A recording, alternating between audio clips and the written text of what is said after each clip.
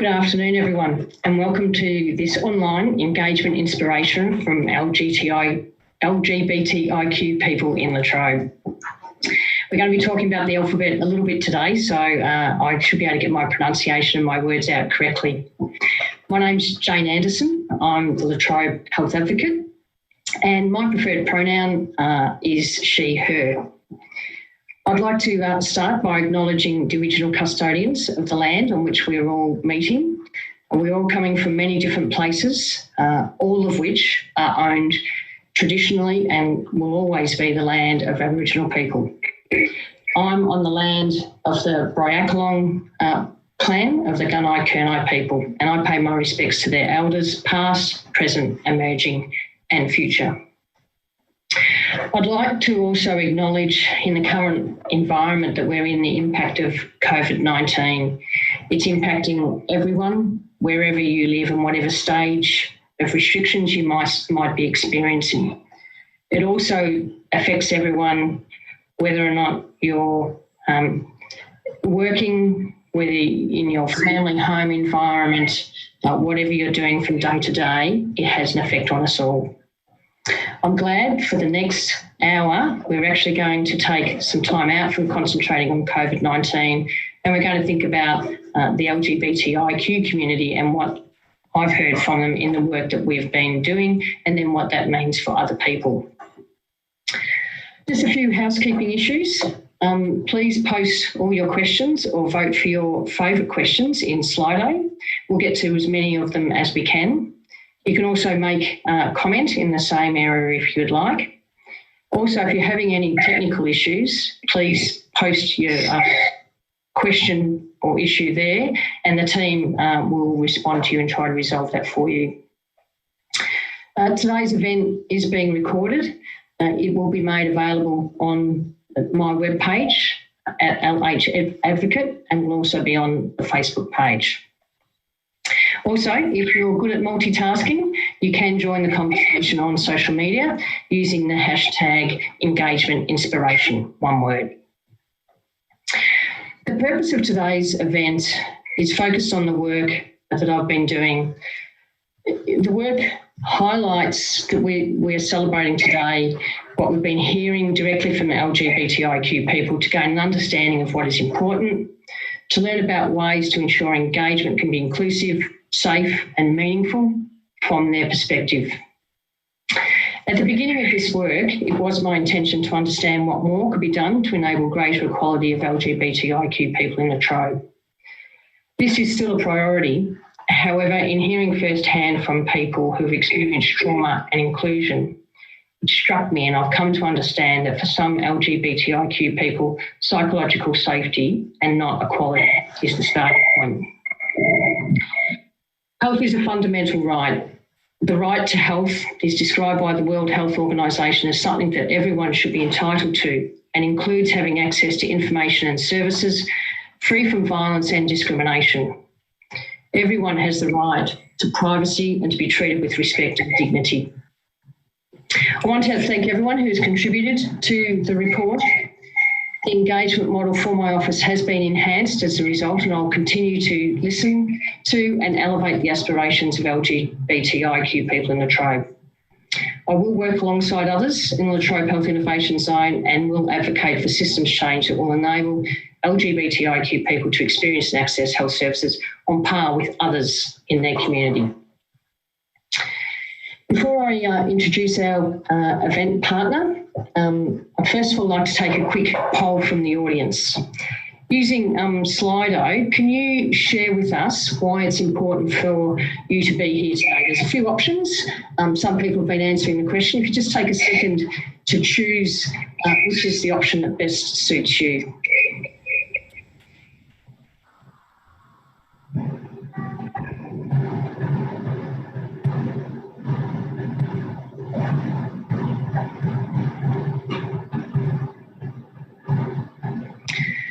Okay, we can see that poll moving, and we can see that at this stage the majority of people are from a health service government professional, and they'd like to learn about ways they can be more inclusive of LGBTIQ people. If you haven't used the Slido, feel free to choose the question that suits you, and we'll be using that for further information. It also helps you know who's part of this conversation. In a moment, we'll get our panel discussion underway, but first I'd like to introduce Dr. Sandro Demaio, CEO of VicHealth, to say a few words about today's event and his thoughts about the importance of LGBTIQ inclusivity and why it matters in relation to health and wellbeing. Thank you very much, Jane. I'd like to just also start by acknowledging the traditional custodians of the land that I'm on here in metropolitan Melbourne, just north of metropolitan Melbourne, the Wurundjeri people of the Kulin Nation, and their elders past, present and emerging. And I'd also like to acknowledge any First Nations people with us today, in particular First Nations, young First Nations people from the LGBTI community. Look, it's an absolute pleasure to be here. I love Latrobe, so I would love to be in Latrobe, Jane. I look forward to coming back and visiting that small bakery just down from your office and, testing some of those bickies that they produce by hand and getting to know some of your community members once again. But of course, it's not possible at the moment. So calling in to this is a real pleasure today, and to be able to be part of such an important event, the launch of the Engagement Inspiration from LGBTIQ people in the Latrobe report. I really want to thank Jane for inviting VicHealth to co-host this event, which is covering such an important topic. And I also want to just acknowledge for a moment the incredible leadership, Jane, that you provide in your part of Victoria. The updates you send across Victoria and the leadership that you provide is so critical, and we're very thankful, certainly, from VicHealth as well, to have you as a really important partner. I'd also like to acknowledge Ro Allen. It's great to see you again, Victoria's Gender and Equality Commissioner. Harriet Shing, member for Eastern Victoria and Parliamentary Secretary for Equality, Mental Health and Creative Industries. Well, as a doctor and as CEO of VicHealth, I believe that we should all have the right to live in communities where we feel safe, can be ourselves, and have safe and appropriate access to the services that we need to live healthy, happy lives. And with the world in such a constant state of flux at the moment, the need to work in a meaningful way with diverse communities in our local communities to achieve this has never been more important.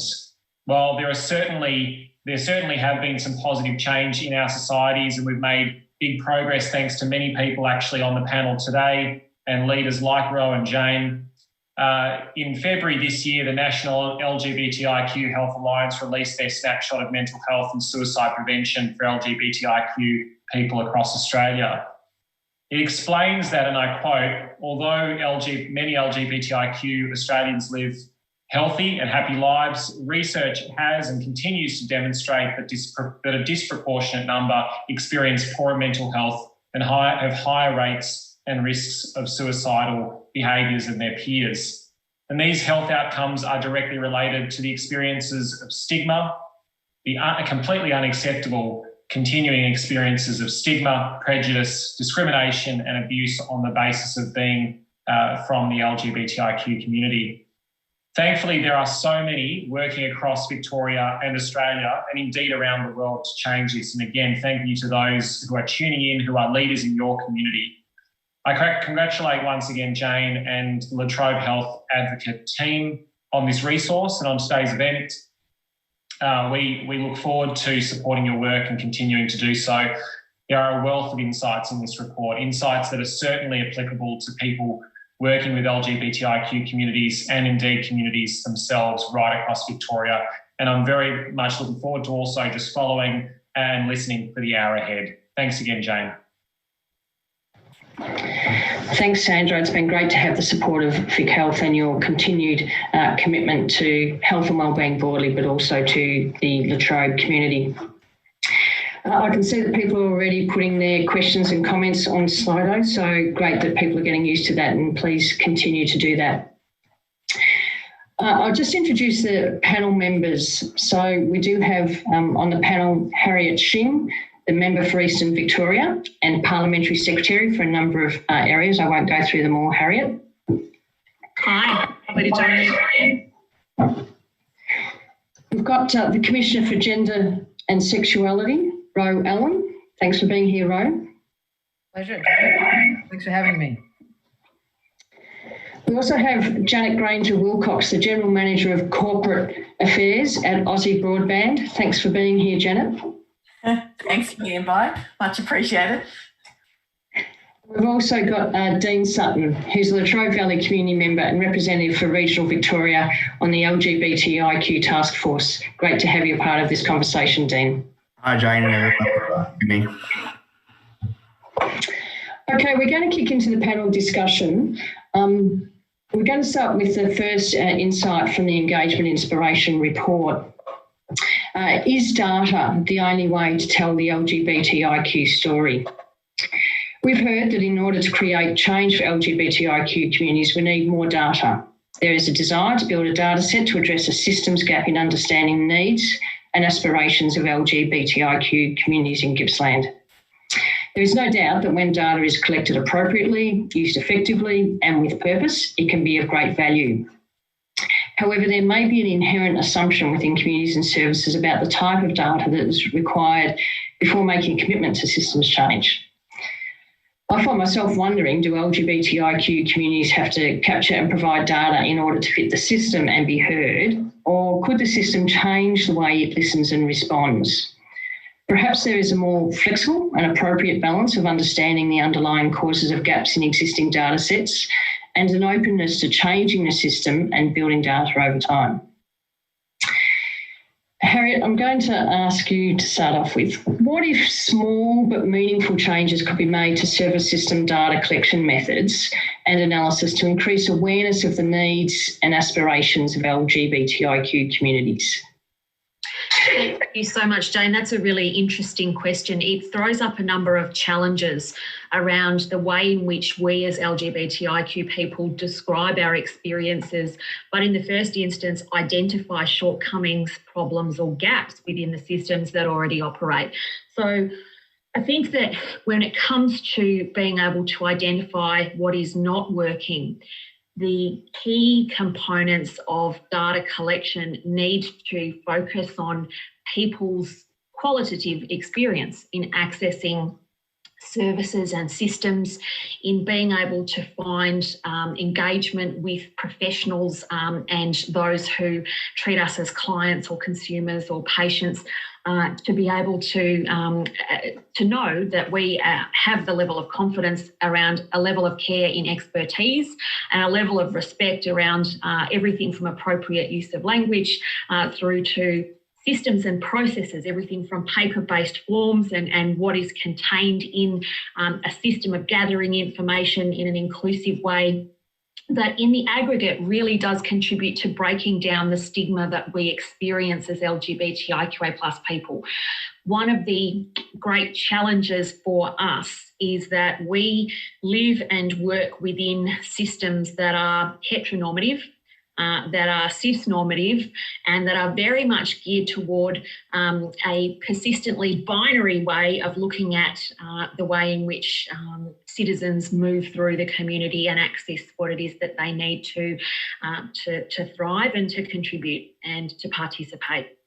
And so I think that data should, in fact, be interrogated regularly to make sure that it is sought in an inclusive way, that it is gathered with a very specific and inclusive focus, and that we check our prejudices around qualitative and quantitative data when we're actually in the process of gathering it, because it's all very well and good to gather data, but if we're not asking the right questions down the track, we'll realise that there are a whole series of lost or missed opportunities that then mean we're not capturing the narratives of how we can be better at what we do as a community and how we can make sure that all voices are part of experience and systems development to improve everyone's opportunities and potential and momentum. Thanks, Harriet. You spoke a lot about the quality of data, and Ro, I expected in your work that's something that comes across a fair bit around how does the system and what's the process for collecting data and how can we break down the stigma. Have you got thoughts on that? Yeah, it's interesting, Jane. I think Harriet's nailed it about, we've got to ask the question. We've got to be really brave to ask the question, because I get a lot of pushback from people saying, oh, you can't ask somebody's sexuality or gender identity. But, there's not a form I would fill in for government or anywhere now that doesn't ask me if I'm Aboriginal or Torres Strait Islander. And, 15 or 20 years ago, people said, you can't ask people that. Well, fundamentally, it's homophobic, biphobic and transphobic if we don't ask those questions. But, I know today we're going to talk a lot about trust. We have to trust where that information ends up, and what do we need to ask? If it's not a medical issue, do we need to ask sex assigned at birth? Or can we just say man, woman, but it doesn't actually pick up trans or non-binary? A lot of surveys are done, government and non-government surveys, and they're all mostly voluntary as the surveys go. You get to male, female as the only choice for someone who's non-binary. People just opt out of the survey. So we're not actually hearing the voices of LGBTIQ people. So data is so important. Seeing yourself in the data is so important.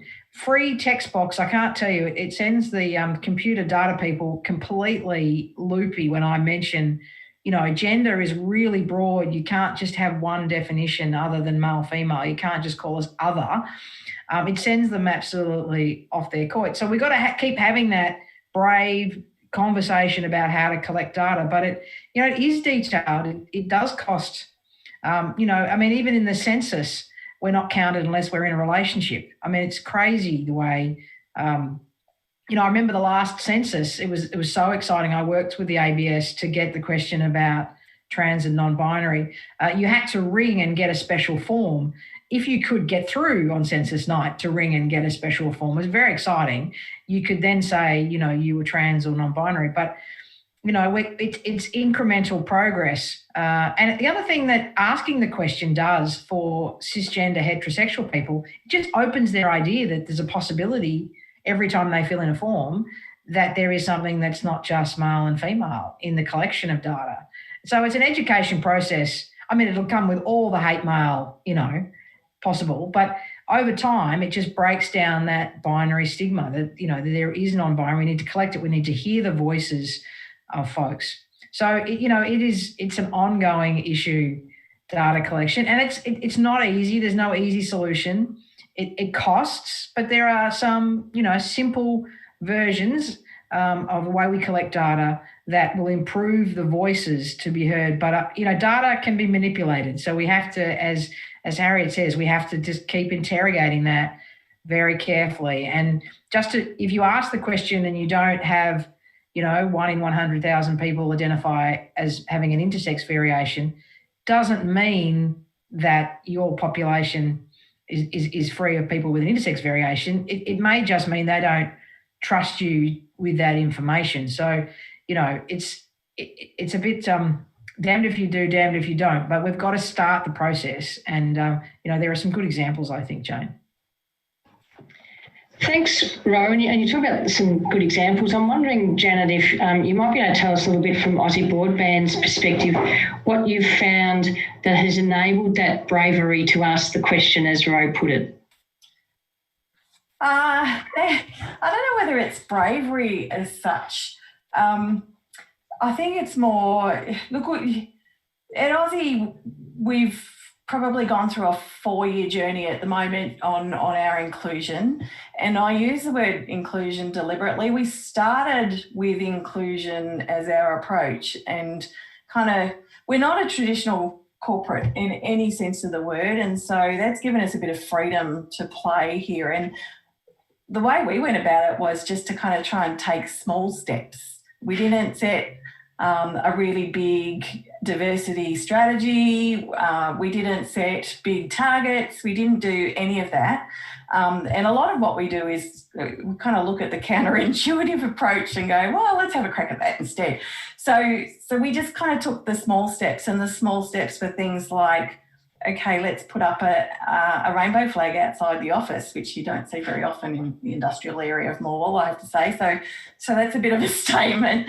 But small things, small, pins and small signs and an LGBTIQ plus statement of inclusion on our job adverts and just all the little things kind of add up to quite a big momentum for us. And we're now at the point where we've got a really, really active LGBTI network at Aussie, and they're doing amazing things. They went to Midsummer this year and had a ball and are always looking at the next thing in front of them to make sure that people at Aussie feel included. But for us, it's really all about the small stuff and making sure that we get the small stuff right and kind of abandoning that traditional approach. I think somebody said the other day that we're more around encouraging people to want to do this rather than making them feel like they have to do this. And I think we're really fortunate too that one of our values is being good to people. And that gives us a really clear mandate to do this sort of stuff. Like, we want people to come to work and feel safe and be themselves, and not just because of the the data that says it's better for the business. It's just, I want people to come to work and be themselves. That's a kind of fundamental human right. So that's kind of where we've been coming at it from. And I think if you can take the fear of the targets and the strategy and all that sort of stuff out of this approach and just go with those small steps, I think you get better results. Thanks, Janet. I'm going to move into the second insight in a second. But Dean, I imagine you're a person that's been asked a question about data a number of times. Are there things that you have found that have been useful? So that question is one that you feel encouraged to answer about data. Yeah, I think Ro mentioned that the inclusive language is a really big one. We need to look at the language we're using when we're collecting data so that we're not putting people off right from the start. So using that inclusive language and then that questioning what we're collecting and why we're collecting it. Is it necessary and is it helpful for the purpose that we're doing it? Because if it's not, then it's not required. Let's focus on what we actually want to get out of this and therefore frame our collection of data around that. Thanks, Dean. Some really straightforward things that people don't always think about, in collecting data and having a reason for doing it, not doing it for the sake of it. I'm going to move into the second insight, but I'll also let you know that Harriet needs to leave us at 1:45, but she has undertaken to respond to questions that if we have any other questions from the audience that you would like answered, we will pass them on to Harriet and she'll respond in the future. So I will start this question with Harriet as well, just so we can use the time while she's here. This is about our past experiences impacting our expectations of the future. So through our engagement with the LGBTIQ communities, we have observed that there is a relationship between past experiences and present interactions, often associated with a traumatic experience that can result in ongoing mental health implications and may lead to people not accessing services due to fear of being hurt again. The impact of past experiences can build up over time, which can exacerbate the mental health effects and lead to greater social exclusion for LGBTIQ people. There's another dimension to this that relates to how others in the community or within services perceive or interact with LGBTIQ people. Unknowingly, assumptions can be made based on past interactions that influence future behaviours and judgments. So, Harriet, what if we could rebuild the trust of LGBTI communities and help them to access health and community services into the future by demonstrating an openness to learning and understanding their needs and aspirations? Well, firstly, this is a really important part of not just understanding the basis for a lot of our mental health challenges and a lot of the challenges that LGBTIQA+ people have in accessing services, but also in the preparedness to be part of ongoing engagement with the delivery of those services and those supports. And one of the hats that I wear is Parliamentary Secretary for Mental Health, and we've seen in the course of the work of the Royal Commission into our mental health system in Victoria, or lack of mental health system in Victoria, that LGBTIQA+ people are amongst the most vulnerable when it comes to being able to access and then benefit from services and the delivery of supports within the mental health system. And one of the, I think, immediate lessons that has been learned from the work of just evidence received by the Royal Commission is the importance of listening very, very carefully to the experiences of people who have not just had a good time in accessing and a good experience in accessing services and supports, but those who have been left behind or neglected or ignored or who have been misunderstood or misinterpreted. And I think the aggregate trauma for a lot of people in having to tell and retell their stories time and time again, not just from within a mental health space, but also from a perspective of not being acknowledged as an LGBTIQA+ person, really does create a very strong disincentive to continue accessing services or to get the assistance that everyone else can access and should be able to access as a question of right. So if we could get to the point where we are engaging in a better and more proactive way with people who want to access services, particularly in rural and regional areas, I think that over time that will contribute to a greater uptake and participation in services. I think that it will contribute to a better understanding by service delivery personnel. So in the healthcare system, for example, doctors, nurses, clinicians, people within the systems that we're operating within to understand what those needs are and to get training to become better at delivering those services. We know that our GPs and our specialists are all human beings, but they have been subject to the same sorts of biases and prejudices and inbuilt assumptions that many others in the community have as well. So I think that where we can lean into the discomfort that creates within our systems, will in fact see an improvement over time. We want those people who are coming through our university systems, through our TAFEs and through our higher education institutions to learn better ways of engaging that are more open, that are more receptive to the idea of difference, and that are more inclusive in having a visibility to the diversity that also exists within those workforces as well. Thanks, Harriet. Thinking about the engagement, how we listen to people's experience, Janet, Aussie Broadband have been identified as an organisation that have done some great work. I'm presuming that maybe you didn't know the answers at the beginning, so I'm wondering if there's things that you've learnt along the way about your experiences. And also people have been asking some questions on Slido about the diversity of the LGBTIQ community and not an homogenous group, and if there are learnings that are relevant to the Aboriginal and Torres Strait Islander community as well. Yeah, really good question.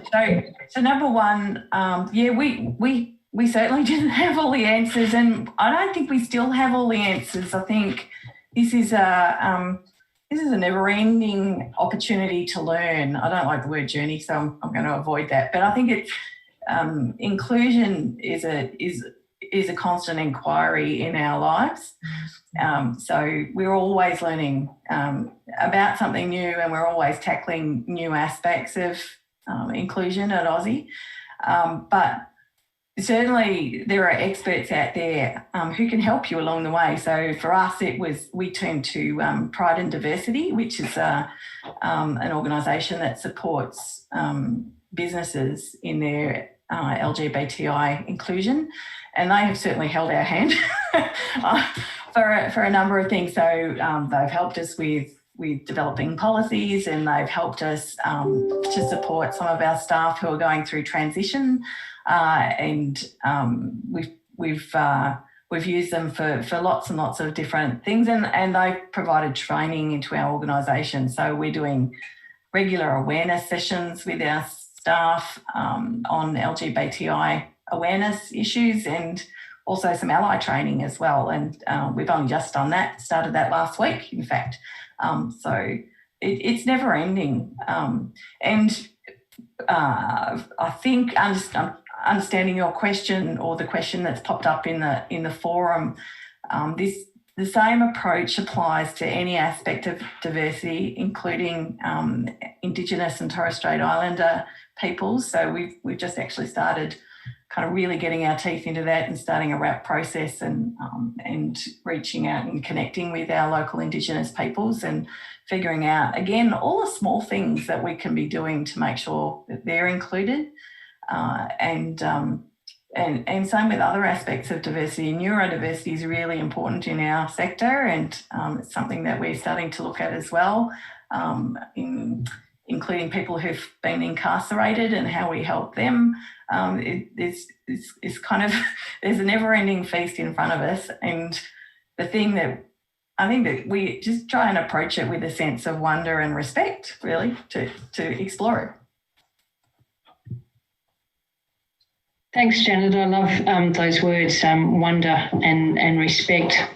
I'm going to move into the third insight, which is about learning from the wisdom of others at key stages for LGBTIQ people. So there are key moments in time or stages of life when we experience change, and inevitably this can impact our health and well-being. For some people, this change is not always a positive experience. However, when supports are available, either within services, workplaces, or amongst peers, LGBTIQ people can experience good mental well-being. There are times when people might feel like they are forced back into the closet or back to a point in the past when they felt excluded. That can include when people are moving into an aged care facility, starting a new job, or moving to a new town. Through our engagement, we've seen that there is a collective wisdom that can be drawn from the experiences of older gay and lesbian people to help others in the LGBTIQ community who are experiencing exclusion or poor health. So the question, I'm going to start with Dean. What if the wisdom, Dean, of those who with lived LGBTIQ experience could be utilised to design how services are offered to communities into the future? Yeah, thanks, Jane. I really like this question. I got really excited. So for me, yes. I like the saying, nothing about them without them. And I think it's really important that if we're designing things that affect people, that they're involved in that design of the way forward. I think it comes again back to that data question. What is data? In our community, a lot of it isn't in figures. A lot of it is in storytelling and in our history. Now, the problem with a lot of our history is it's written from a point of media or movies and things like that. And it's a lot of that is has a lens on it of somebody else, not from our community. So therefore, I think data comes in many forms. And I think storytelling and people's lived experience is really important to be used as part of that data.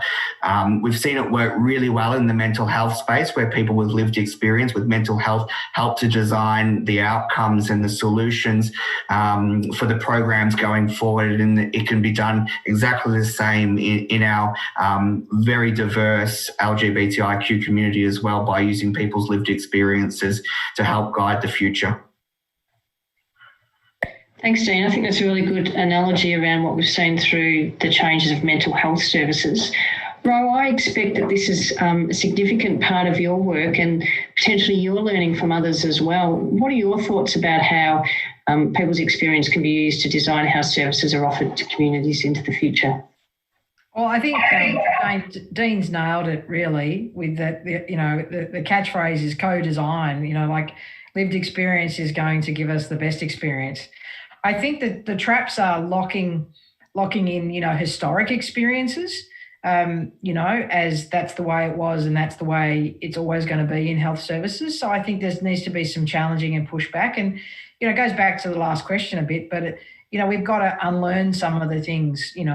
Electric shock is how they used to treat us for our sexuality, and that's not, you probably get mispronounced or misgendered or, or a bit of homophobic, but possibly not, attached to that sort of intervention. So we've got to unlearn some of that and develop that trust and make sure we're talking about current experiences. And I've got to remember that as well, I've had my share of, homophobic, transphobic stuff in medical services. I mean, Jane, we decided to have one child. I don't think if I'd decided to have two, I would have probably gone back to that particular hospital. That I remember when I arrived to give birth, I was actually in labour and they said, sir, can we get you a wheelchair to go and get your wife out of the car? I'm like, it's actually me, idiots. And they said, oh, we'll get you, it's all right, sir, you can sit down as well. It's like it took me 4 minutes or 5 minutes to explain that I was the one actually, whose water broke and I was about to give birth, and my wife was coming in from the car perfectly fine on her own. She didn't need a wheelchair.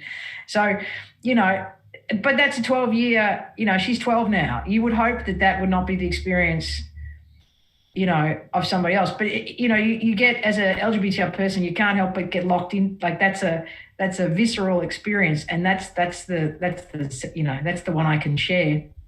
There's lots of others. It's why folks don't get breast screens. It's why, you don't get pap smears. It's all that stuff about, a trans man having to get a pap smear is just so many hurdles in that. We've got to keep designing it with LGBTI people in mind, but remember that the health services are moving forward. There's always going to be pockets of good practice and pockets of bad practice, but it has to be client-centric. So we have to involve people in what's worked well, and what can work better. Thanks, Rowan, and thanks for sharing that experience. It's tough, though, to get past those experiences because I would imagine that had an incredible impact.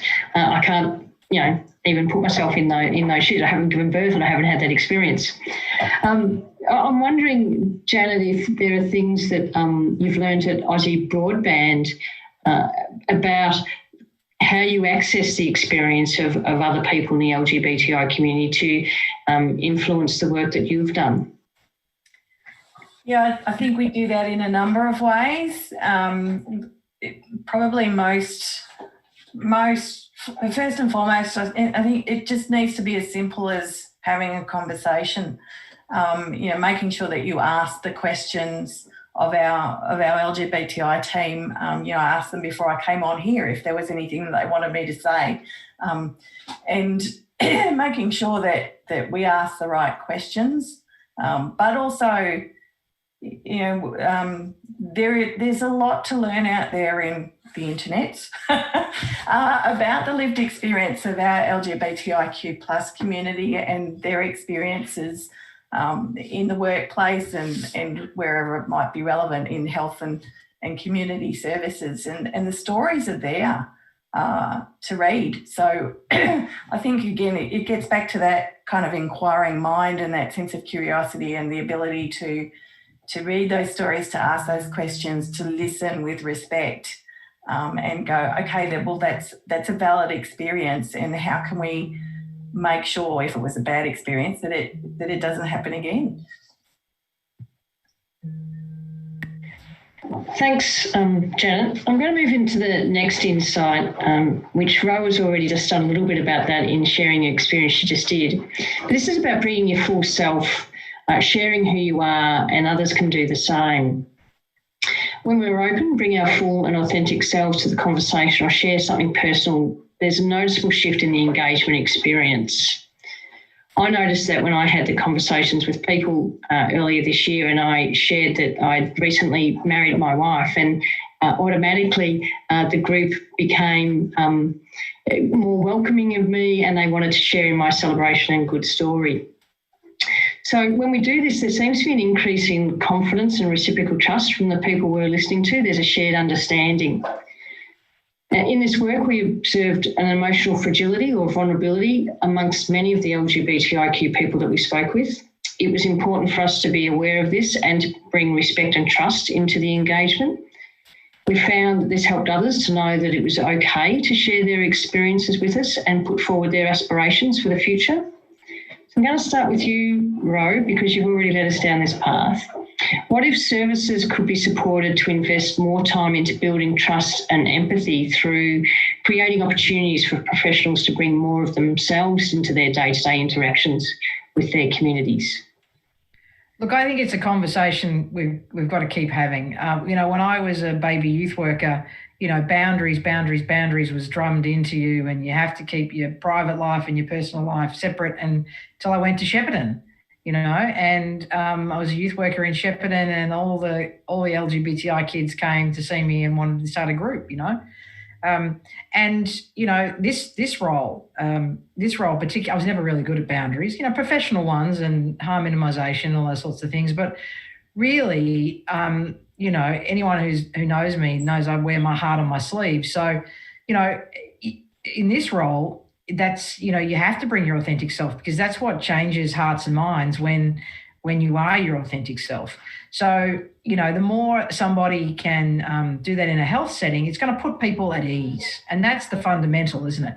When somebody's relaxed, they're more likely to give you a full medical history, and those bits and pieces are going to be really critical for a triage nurse to be able to get a full picture of what you need, and give a doctor a heads up on some of the things as you go through, that's in the acute system. But just, whether it's a rainbow lanyard, says at least I'm open. You don't have to say I'm part of the community, but you're at least saying you're an ally in that space, So, there'll be other professionals that'll say, no, you need to protect your personal, professional, whatever. And, there's really good reasons for that as well. And that's about, protecting your own mental health and so on. But really, I think it's a conversation maybe VicHealth could run with us. But, because I think, boundaries are important, they're good, but making somebody feel relaxed, as you did with your example, Jane, people will relax, they'll open up, they'll tell you more, and ultimately you should be able to get a much better health outcome if you're really dealing with someone holistically and not just compartmentalising, their illness or their mental health issue or whatever it is, and knowing someone. And, it's not always relevant. Our sexuality is not relevant when we've got a broken leg. You don't want to have a conversation. I don't. With a specialist when I was saying something about my leg, he wanted to know about my gender identity. Irrelevant. So, I think it is certainly up to the person to share as much as they want to share. But, obviously that comes in it, communication is two-way. Thanks, Rose. Some things for us to think about, and also you've just put out a call to action to VicHealth around some partnership work that could happen from this conversation. Janet, was there work that you needed to do within Aussie Broadband so people didn't have, if they were experiencing those boundaries, about how they could bring themselves into the conversation? Yeah, I think it was... it's more about, and I don't want to speak on behalf of health workers because we're not a health work kind of organisation. We do internet, but it's more about for us being human at work, and there's almost I think in corporate Australia there's a view that you have to be something else at work other than yourself. And we're fortunate because Phil, our managing director, who is also out and wishes he could be here today, he's never really worked in a traditional corporate environment. And therefore, Aussie has never been a traditional corporate environment because he just kind of does stuff that seems natural to him. And so, we get some fairly interesting, vulnerable conversations going on in our LGBTIQ channel. Because people feel safe to share in there. Some really moving stories about how Aussie is, a safe place for people to be. And in fact, from what they see at Aussie, they've been able to be more themselves out and about in the community as well. So I think all employers, some employers may not see this as relevant to being an employer, but I think it absolutely is, that we have a role as corporate organisations to support our staff and, you know, enable them to have the courage to have those conversations in a health setting as well, and you know, bring some more focus in the region to being open to have these conversations, to have them in a respectful way, and make sure that that everybody's okay. You know, the health worker's okay and the client's okay, but again, it gets back to that kind of that sense of respect around the conversation and not the judgment.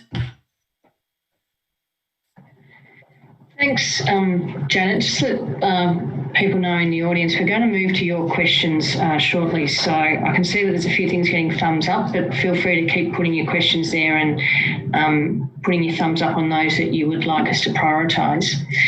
Dean, Janet just talked about the importance of leadership in her organisation. You're a leader in the LGBTI community in Gippsland. Are the things that you've found that has helped and supported you in doing that? Because certainly you absolutely bring your full self to that. You got suggestions around supports that have assisted? Yeah, absolutely. So I guess throughout a leadership journey, I don't think you ever start off thinking I'm going to be a leader. A lot of the time in our community, we get thrown into a position of leadership, and people look for somebody to speak up about an issue or a topic.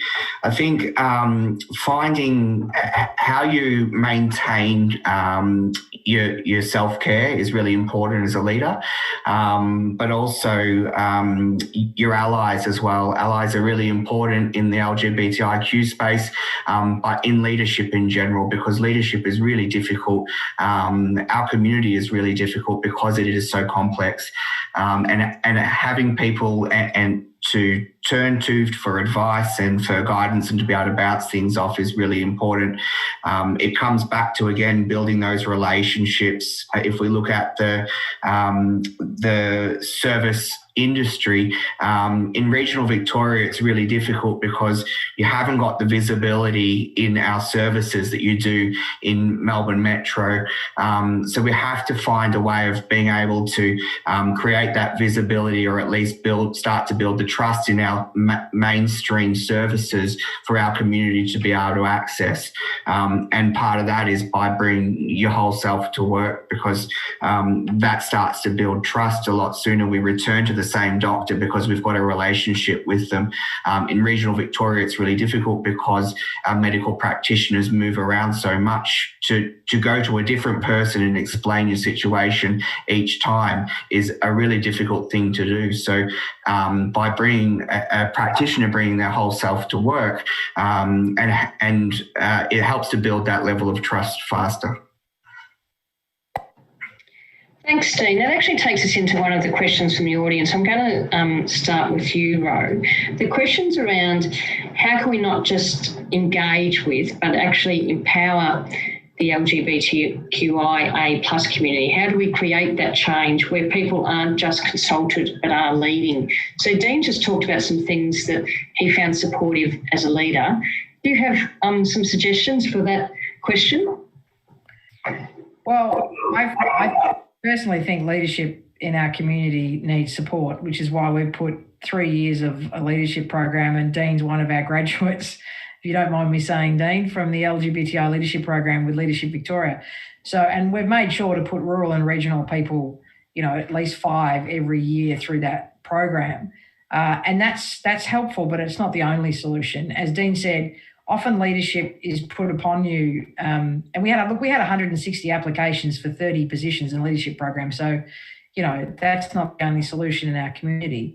I think the elders in our community need to be able to mentor and support, and also make space for younger leaders to have a go, get it wrong, have another go, and supporting teams. I think the team approach is really important, because I think in our community, making leaders is like making martyrs. You know, you put them out to the media until they're exhausted or burnt out. So, you know, we need to put a lot of support and safety around our leaders because it's a big impact on people's mental health.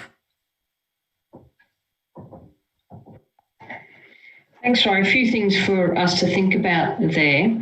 Another question that we've got on Slido is what is the significance of visible known connection points in our own community in overcoming barriers for services? Dean, I'm going to go to you with that question. What do you see as the significance of those connection points? Yeah, again, really difficult in regional Victoria, I think, because we are so spread. If we look at Gippsland as a whole, we're looking at something like 7 different local government agencies there. You've got different health providers, you've got different organisations that all provide a level of service at some point. So it's trying to find those anchorage points that tie them all together so that the LGBTIQ community know who to go to as well. It's so difficult sometimes to find the information you're looking for because there's multiple avenues and different people that are the owners of that information. So I think working together as a community to try and create a resource tool to be able to know where to go to and who to contact is something that we can continue to work towards as a community ourselves.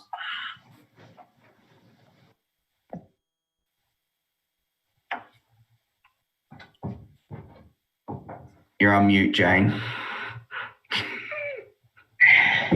Thank you very much, Dean. We knew it would happen at some stage, so hopefully everyone can hear me now. Janet, I'm going to move to you with this question. It's another one from the audience, and it's following on from the boundaries discussion. This person's very interested from an ally perspective how to create that safe space without the lived experience yourself. I think this is just up your alley, Janet.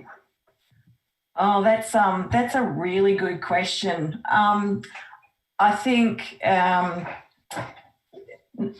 an ally, you know, I've tended to do that by myself by number one.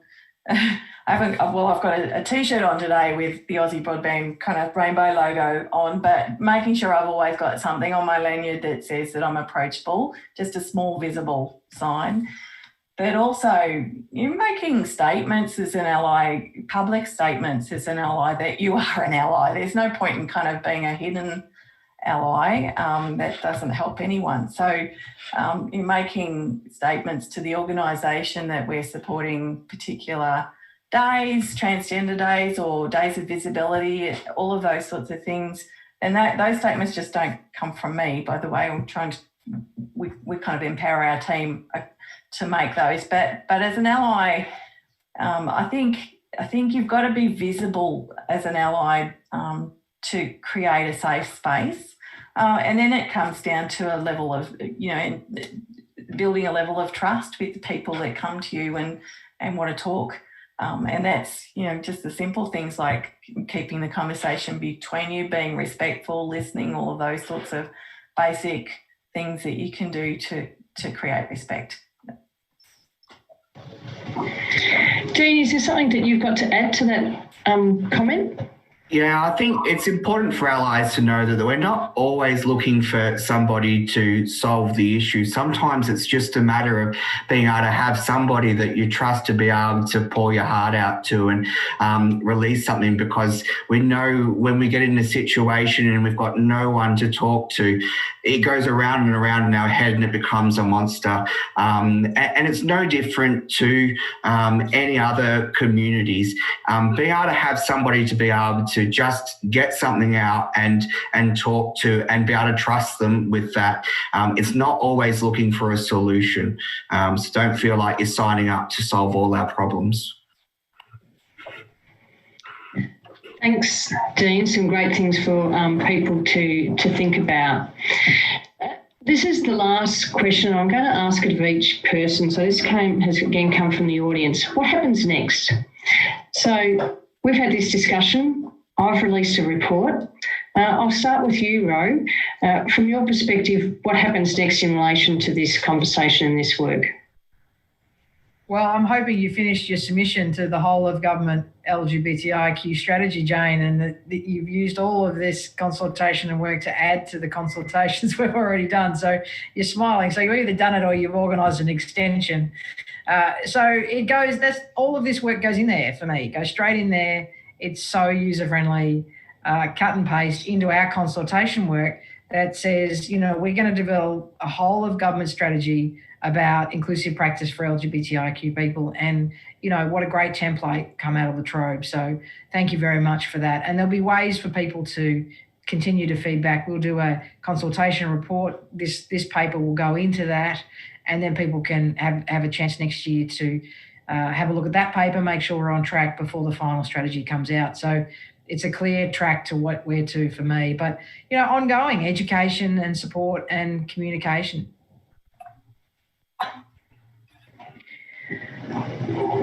Thanks, Ro. That's a really good plug for the whole of government strategy, and important that people take the opportunity to provide their input into that. Dean, what happens next for you in relation to this? Yeah, so as Ro mentioned, through the LGBTIQ Taskforce and being the representative for regional Victoria, I think this report is a really useful tool to be able to push us forward.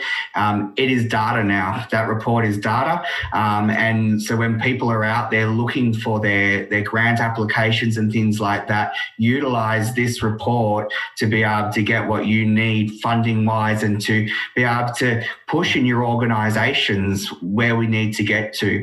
I know Janet doesn't like the word journey, but we are on a continuous path, and we can't get stuck where we've been. Yes, we have to acknowledge it and we have to know where we've been so that we don't return there, but use this report to go where we want to go as a community together, united. Thanks very much, Dean. Janet, it's over to you. What do you think's next from your perspective? Look, for us, we've just started a conversation with Pride and Diversity about running a regional forum in the Valley for employers, and I think we obviously we won't be doing that without hooking into existing networks and Gippsland Pride Initiative and groups like that. But I think this report will form part of the conversations that we have at that forum, and I'll also be taking it back to our network at work and having a conversation with them about it and seeing if there's any other supports that we can put in place as an employer to, particularly on that kind of health and community services forum front, with, you know, if there's anything that we can be doing more in that sphere to help our staff. Thanks very much, Janet. Great to hear how this work is going to continue. Some quite tangible comments from people. I'm aware that with this work, we are building on things that are already occurring. So our work doesn't stand alone. It works collaboratively with others. But the last thing I want to do is have a report that sits on a shelf and get dusty. So it's great that these conversations are very live. I'm going to wind up the questions now. I'll just let you know there is a question that people have posed about mental health supports. That's one that I will take to Harriet as the Parliamentary Secretary for Mental Health, and we'll get a response to that question. I want to thank everyone for participating, particularly thanks to our panel members, Harriet, Ro, Dean and Janet. You were all put a lot of thought and consideration into this work, and as I said, continuing with other actions which is going to have an input for people's health and wellbeing in Latrobe. I want to thank Sandro, the team at VicHealth. They've been terrific to work with us in putting this forum out there and available for people, so very appreciative of their support. And I want to thank everyone who's participated in the work that we've done to date. It does continue, and we will continue the conversation. And thank you for the audience. It's been great to see the comments and questions that you've been asking. We will look at what's there even if we didn't raise it in a conversation, there's still things that we will consider and build into our ongoing work. And as Ro mentioned, that will fit into the strategy, the whole of government strategy. So let's continue in that vein with the conversation. Can continue with the conversation online. Let's engage in a safe and inclusive way. And I'd love to see this conversation continue through social media. And let's continue to celebrate the aspirations for LGBTIQ people in Latrobe. Thanks very much, and I look forward to seeing you in the future.